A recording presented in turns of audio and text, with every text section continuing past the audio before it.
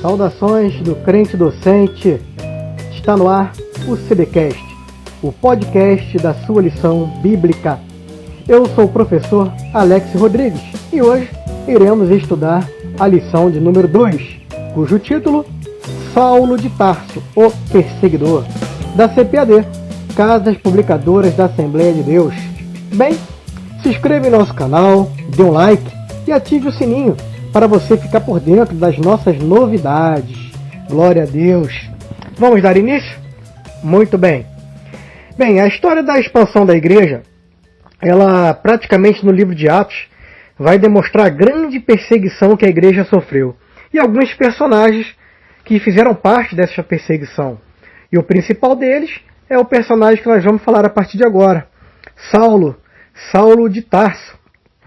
Saulo, nós sabemos que era o nome, que ele recebeu o nome hebraico, que vem de Saul, Shaulo, né? Vem de Saul.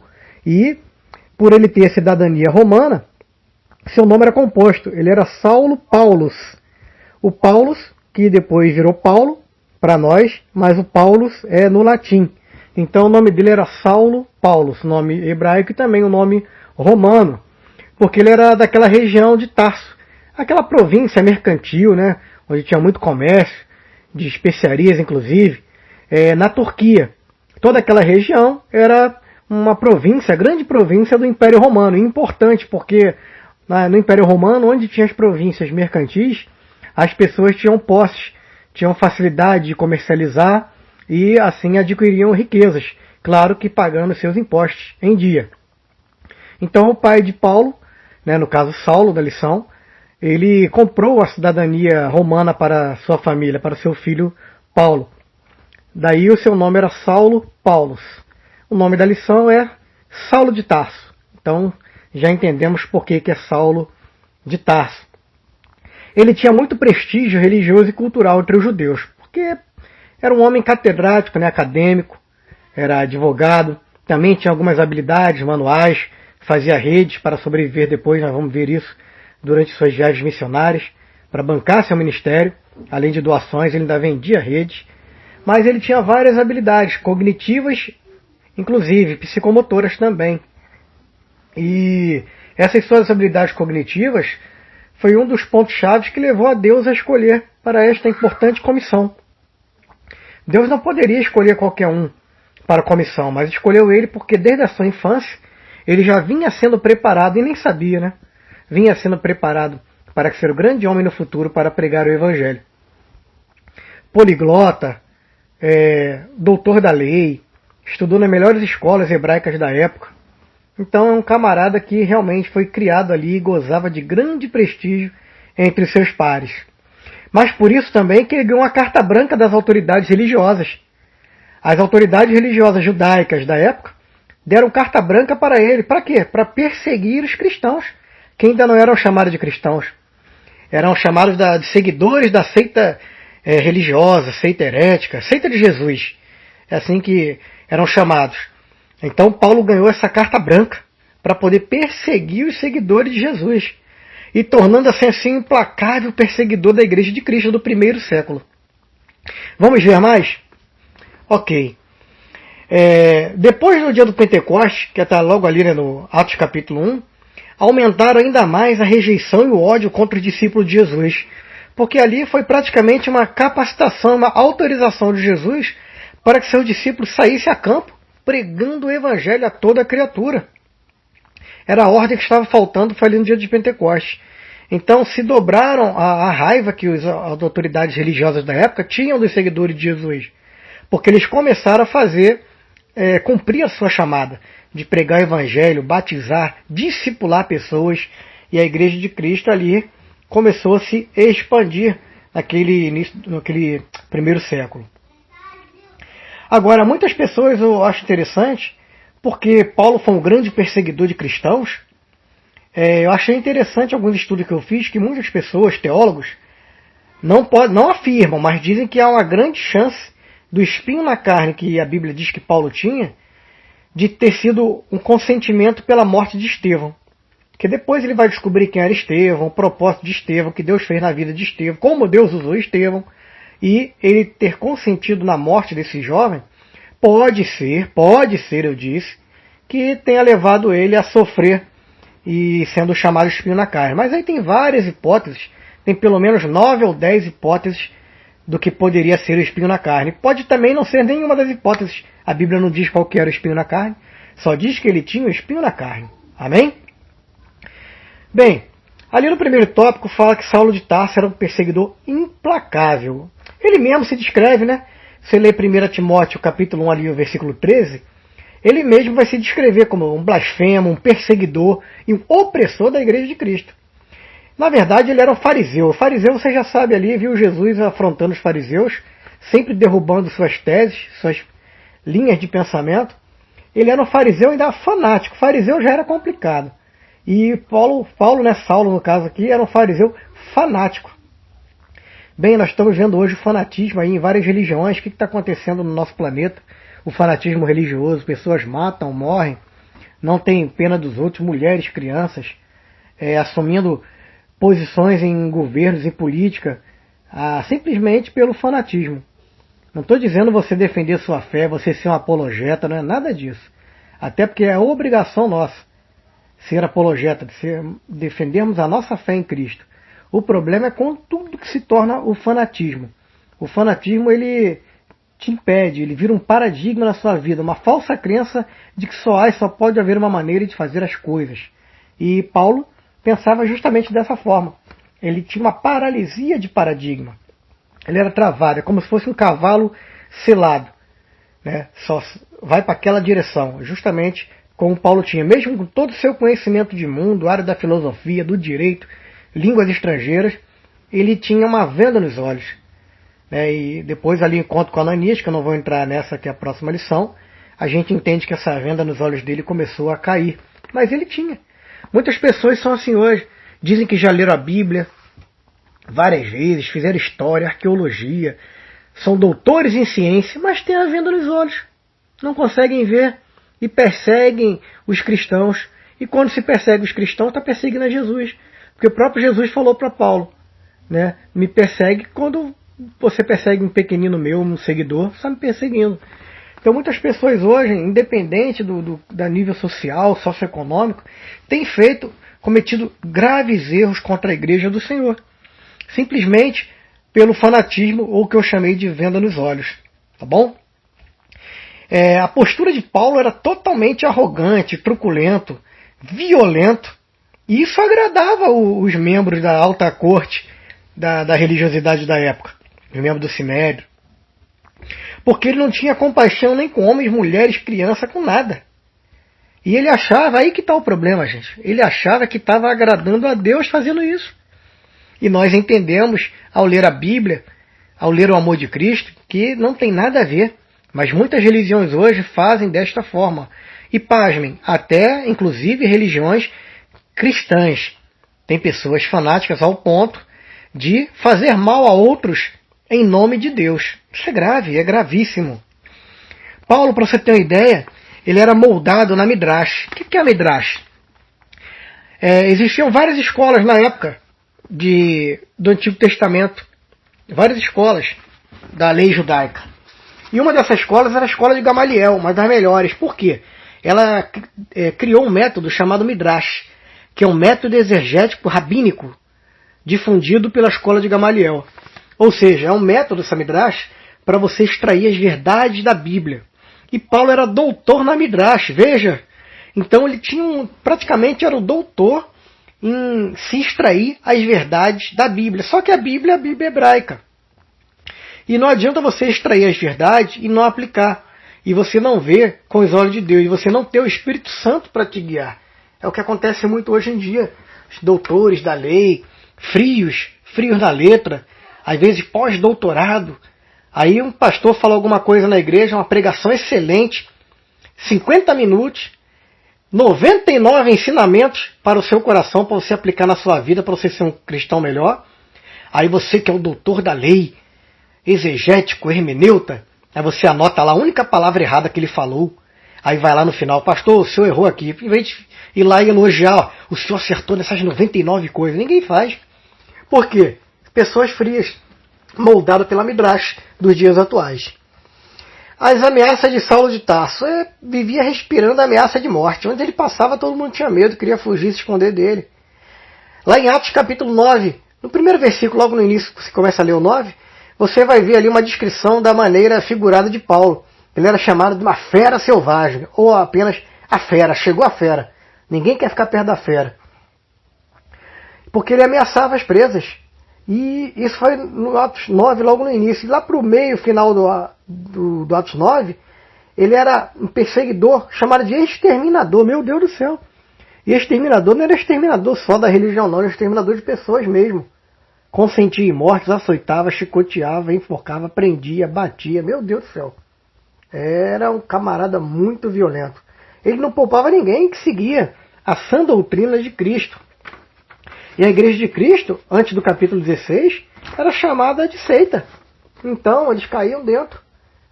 Perseguia mesmo até com a função de exterminar, de não deixar crescer.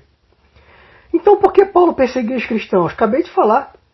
Para não deixar eles se expandirem na face da terra, não pregarem o amor de Cristo, não pregarem a mensagem que salva, cura e liberta. Que na cabeça deles era uma seita herética, eram blasfêmias. Por isso eles perseguiam os cristãos. Era um zelo, né? Um zelo pela palavra, só que um zelo destrutivo. Pela palavra que eu falo, os irmãos entendem que era a Torá, principalmente, né? Que é as leis do Antigo Testamento, e mais os livros de profetas e os escritos.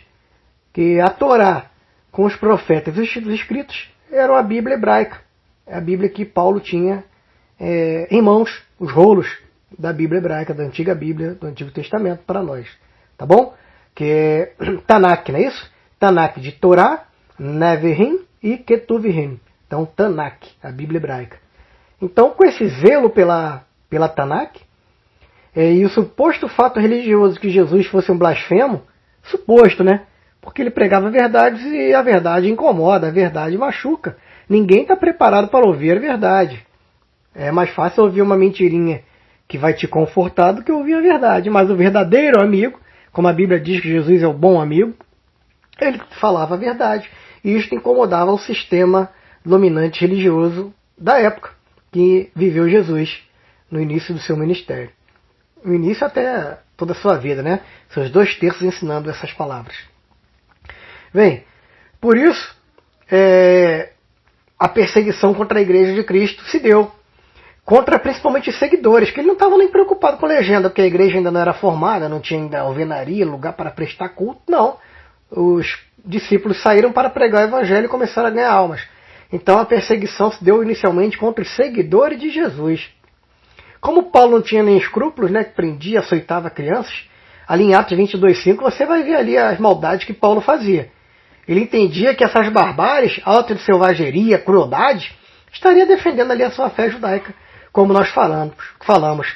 Mas principalmente ele achava que estava libertando, né, o povo da época dos hereges, que estavam pregando esta nova religião, essa nova seita. A intolerância religiosa política contra a igreja atual era muito grande. Se você pegar, queridos, quem estuda história aí, vai entender o que a gente está falando.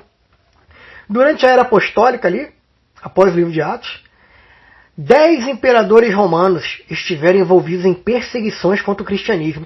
Quase todos ali do início dos primeiros séculos. Você fica até assustado. Até o início do século IV ali, 10 imperadores perseguiam. E são muitos deles loucos, endemoniados.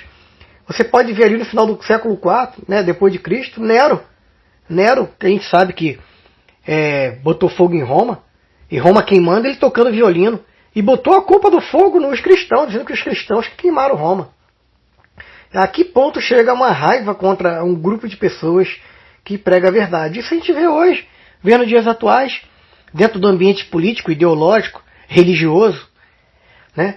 Pessoas fazem de tudo, deturpam a palavra para poder perseguir os cristãos, não deixar nós adotarmos, nós seguirmos nossos valores, nossas crenças. Porque é a raiva que tem, o sistema nunca vai gostar de ouvir as coisas de Jesus. É a luta, é a eterna luta do bem contra o mal. Agora não é uma luta igual, claro, não existe um equilíbrio. O bem é sempre maior e sempre vencedor. O que acontece é que Deus permite que aconteçam algumas coisas, com vários propósitos. Primeiro, para provar nossa fé, e etc. Mas veja, no início do século, 10 imperadores romanos, até Nero, colocando culpa de um grande incêndio que matou milhares de pessoas, devastou a cidade, em cristãos, pelo simples fato de odiar os seguidores de Cristo. Então isso é muito interessante a gente saber.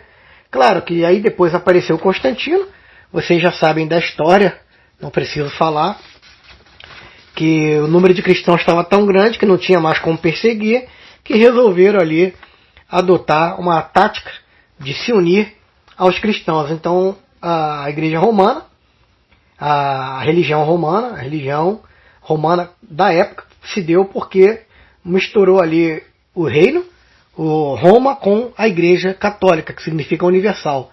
Então hoje é chamada de Igreja Católica Apostólica Romana, porque após esse início de imperadores, Constantino passou a integrar as suas crenças e valores, seus deuses, misturando com a da religião verdadeira. Então virou uma bagunça tremenda. Apostólica, porque vem após os apóstolos, católica, porque é universal, e romana, porque Roma dominava, a civilização dominante da época era Roma. Então hoje, até hoje, essa igreja existe, que é a Igreja Católica. Bem, quando o sistema se volta contra a igreja, o que acontece? A perseguição contra os primeiros discípulos, nós já vimos ali que Saulo liderou essa perseguição violenta, que ele prendeu. E detalhe, ele não apenas prendia quem estava pregando na rua, ele passou ali, a expulsar e se tornar mais violento e viajar de uma cidade para outra onde ele ouvia falar que tinha algum cristão ou que tinha a possibilidade de ter algum cristão pregando. Aí a gente volta na profecia, de próprio Jesus, lá em João 16. João 16 diz assim, olha só, expulsar-vão das sinagogas, vem mesmo a hora em que qualquer um que vos matar cuidará fazer um serviço a Deus. As pessoas achando que perseguir cristãos e matar um cristão em nome do seu Deus estaria fazendo um serviço para Deus. Então Jesus já alertava que isto viria a acontecer no futuro. Esta perseguição sobremaneira à igreja, que devastava a igreja. Em Gálatas 1,13, o próprio Paulo lá na frente, ele afirmou, ele confessou que a perseguição foi de tal maneira que ele pregou e difundiu essas barbáries para defender a sua fé judaica, livrando os judeus dos hereges. E hoje, lá em Gálatas 1,13, ele já explica que ele não tinha o Espírito Santo na sua vida, ele não teve encontro real com Jesus, que após esse encontro real, sua vida, sua mente foi moldada pelo caráter cristão e ele mudou praticamente da água para o vinho. E por que ele se justifica e confessa os seus problemas? Porque ele não era reconhecido como um apóstolo no meio dos apóstolos. Nós chamamos de apóstolo Paulo. O próprio Jesus, após, com certeza ele reconheceu pela sua chamada para o ministério como apóstolo. Mas existia uma característica principal para ser apóstolo, ter sido ensinado diretamente por Jesus, ter andado com Jesus. Então os outros apóstolos jamais reconheciam Paulo como apóstolo. Então ele sofreu muito no início do seu ministério. Teve que andar com Barnabé, com Silas, aí depois teve que começar a liderar. Seu nome foi usado apenas o nome romano, para deixar de ser Saulo, que é perseguidor, para ser Paulo, que é o nome latino, para ter facilidade nas suas viagens missionárias. Então ele passou a mudar seus atos e atitudes e começou a demonstrar o amor de Deus. E com o tempo, demorou muito, com o tempo ele foi ganhando os outros apóstolos de todo o povo, os líderes que estavam pastoreando as localidades, e ele passou também a ser reconhecido, graças a Deus, finalmente, como um apóstolo. Entenderam que ele foi ensinado também por Jesus, quando Jesus o chamou, o derrubou do cavalo, tapou seus olhos, o direcionou até Ananias e deu ali os ensinamentos para Ananias moldá-lo no seu caráter, ensinar a fé cristã. Então reconheceram que ele também foi ensinado por Jesus. Se a gente vê ali em Gálatas 1,13, essa dificuldade que ele tinha, ele se explicando. Perseguição, tortura e método.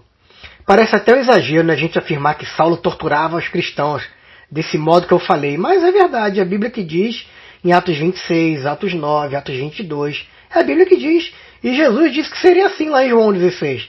Então não é exagero que nós estamos falando, queridos. Para refletir. Qualquer um que hoje faz as piores maldades, estão presos, assassinos, pedófilos, não importa. se tiver um encontro real vou repetir, real com Jesus, tem condições de trabalhar para o ministério. Significa que Jesus ele chama quem ele quer, a hora que ele quiser, quando ele quer, e usa como ele quer, o método é dele. Ele é o Senhor soberano, supremo. Jesus é o único digno de toda honra, glória, louvor, adoração, majestade e ação de graças. Então, querido, não cabe a nós julgar, porque está preso, porque matou, porque roubou, e agora diz que é crente, agora quer virar pastor. Isso não existe. No mundo evangélico, no mundo espiritual, não existe isso, essa discriminação.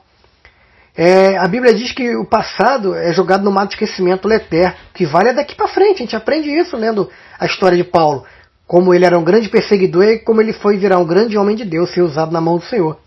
E todos nós, independente do que nós fizemos, esquece o passado, amigo. Vou contar um testemunho, mas é um testemunho, então não conta não.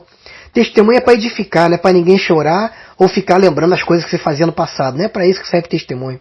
É para edificar a igreja. É para fundamentar ali a sua fé, para te firmar. Então não conta, ou então conta bem objetivado. Amém?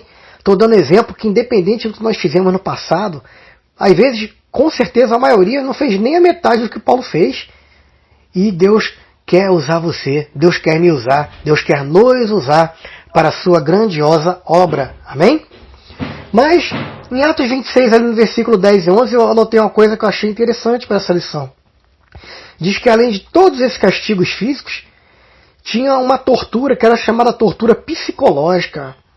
E hoje os psicólogos da atualidade, comportamentais, eles dizem que a tortura psicológica é muitas vezes pior que a tortura física.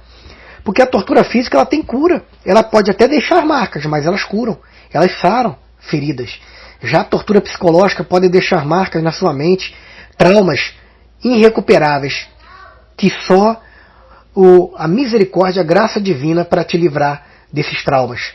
Então Paulo fez isso também com as pessoas, fez tortura psicológica para induzi-los a blasfemarem. Isso é gravíssimo. Gravíssima a tortura psicológica. E tem muita gente fazendo tortura psicológica hoje.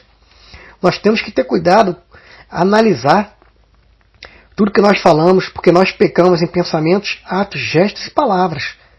E nós podemos torturar alguém psicologicamente. Com a língua nós podemos abençoar, abrir na boca, não podemos? Mas também com a língua nós podemos tirar alguém da igreja e colocar alguém no inferno. Isso é grave. Então nós temos que ter muito cuidado para evitar a tortura psicológica. E se você conhecer alguém, você tem que indicar, fazer uma terapia, conversar com o pastor. O próprio pastor, usando a sua sabedoria do Espírito Santo, vai indicar pessoas para buscarem profissionais, porque necessitam de cura. A cura é espiritual? Ok, mas a cura também é emocional. Amém? Agora, apesar desses castigos físicos e psicológicos, muitos dos discípulos foram fiéis a Cristo e não negaram até o final. Podemos ver o próprio exemplo de Estevão, foi apedrejado, e tem outros exemplos na Bíblia de pessoas que se mantiveram firmes até o final. O próprio Paulo, tudo que ele fez, depois aconteceu com ele, até pior. Foi açoitado, preso, envenenado, náufrago, ficou em calabouço. E ali o seu psicológico estava tão preparado, ele podia ficar se remoendo até morrer, né, pelas maldades que ele fez. Mas não, ele entendia que ele tinha um propósito. Ele tinha que se redimir da forma, pregando o Evangelho, pregando o amor. Então muitos discípulos foram fiéis a Cristo e não negaram. E o próprio apóstolo Paulo, que antes era Saulo, foi um desses que se mantiveram firmes até o final na rocha que é Jesus. Muito bem, estamos chegando no final. Para nós entendermos aqui e pensarmos, né? Se a igreja fosse uma mera organização humana, já teria acabado, não teria, queridos? Logo no primeiro capítulo, os primeiros capítulos ali de 1 a 3, 4, pelo menos, de Atos, a igreja tinha acabado. Se fosse uma mera organização humana, mas não. Era uma organização celestial, edificada com a rocha que é Cristo, então ela não acaba. Pelo contrário, é uma instituição divina que foi edificada pelo próprio Senhor Jesus. Por isso que ela subsiste até hoje ao longo dos séculos, não importa qual é a perseguição. Estamos passando perseguição, hoje estamos. Então, a igreja, da mesma forma que aconteceu no livro de Atos, vai acontecer agora e está acontecendo. Por quê? Em meio à perseguição, a igreja de Cristo crescia e se fortalecia. Então, em meio à perseguição atual, a igreja de Cristo vai crescer e vai se fortalecer. Não apenas em quantidade, mas em qualidade. Os irmãos entendem o que eu estou falando, amém? Graças a Deus. A Igreja de Cristo vai subsistir ao longo dos séculos e séculos e continuará até a vinda gloriosa do nosso Senhor Jesus. Glória a Deus. Muito obrigado a você que esteve conosco nesse período. Não deixe de seguir o Crente Docente no Instagram, Facebook e YouTube, nossas páginas, nossas mídias sociais, né? Até a próxima lição, querendo Deus.